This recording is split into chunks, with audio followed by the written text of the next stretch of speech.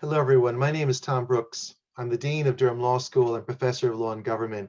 It's a great joy, honor, and privilege to welcome you to Durham Law School. Of course, I wish rather than doing so from my home, I was doing so on site. I will be back on site again soon, I'm sure. I wanted to say just a few introductory remarks about who we are and what we're doing, where we're going, and very much hope that you will join us on the journey that we're on. When I joined the school about 10 years ago, we had about 30 members of staff. We had a wide array of subjects we offered, did very well in various league tables, and so on and so forth. And since that time, everything has just continued to get even better. We're now twice as big. We've got over 60 members of staff. By this September, we will number more than 70 members of full-time academic staff. My colleagues come from a wide range of backgrounds, from your academically trained scholarly researcher through to people who've sat on high court benches, people who've been senior partners at leading law firms.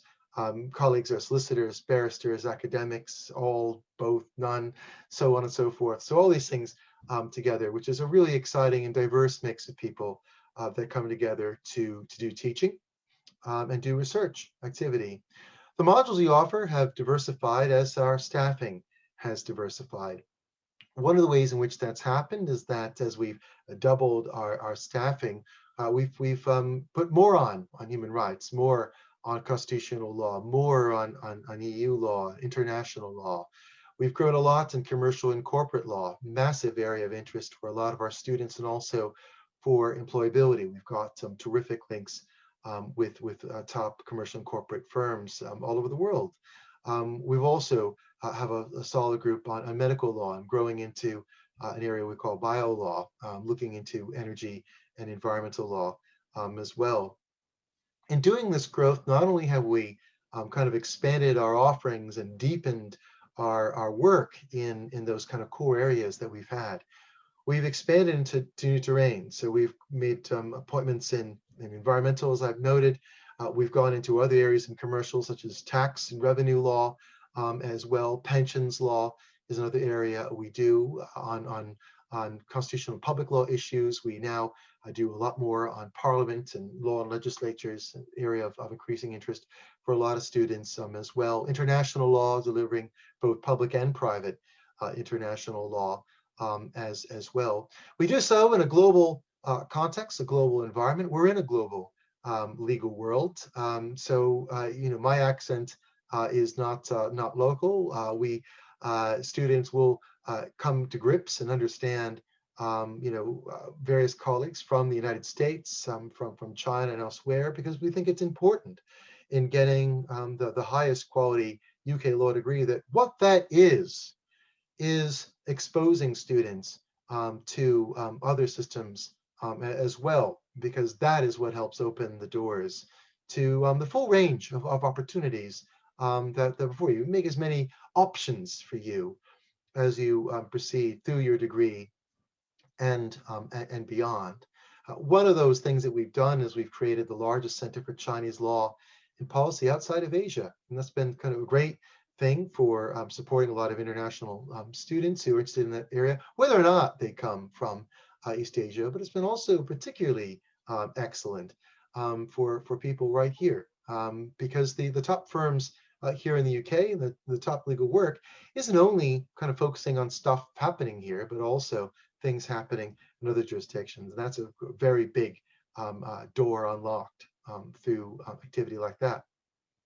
Studying law is more than studying law. It's more than sitting modules with my colleagues. It's also engaging in our research groups and centers. We've got about a dozen different types of groups and activities and so on that we do, and they work all year round, bringing in speakers involved in reading groups, conferences, workshops, other types of seminars with visiting speakers, with internal speakers, and so on. Student representation on these groups as well. Every student is welcome to be part of every research group, institute, center that he or she would like to do. We've got more student societies attached to the law school than probably any other department at the university. Numbers about a dozen at last count, including some happening specifically in colleges. As a collegiate university, in addition to there being kind of university-wide societies, every university has got its football club, it's got its theater group, its other things. What makes a place like Durham different is its collegiate nature. We have those common things for the university too, those clubs, societies, activities, etc. But we also have them in our colleges too.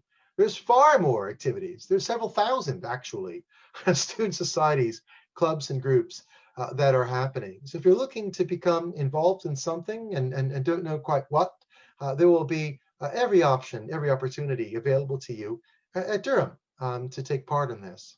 And in the colleges, myself and other colleagues are also very active in college life as well. So not only will you come to get to meet your academic members of staff in the law school in your teaching or in our various events, but also many of us are involved in college support as well. So it's kind of very much a well-rounded, well-balanced kind of commitment that we have to people as well. And then finally, our alumni are key to our success as well. We've got some of the top most distinguished alumni. Our members have been on the Supreme Court. The current Lord Chancellor and Justice Secretary, who represents the judiciary to government, is a Durham graduate. Until a few weeks ago, the top government lawyer, a Durham graduate. Also people not working in law, or people who are working at General Counsel, the former head of law for ITV, who signed Hat and Deck, did the contract, is a Durham Law graduate. These are people that aren't just our alumni, they're not just a face on the wall. They're people you will meet. They are people we bring here. They're people who have been to site and will be back when we are back. Finally, a quick word about this pandemic we've been in.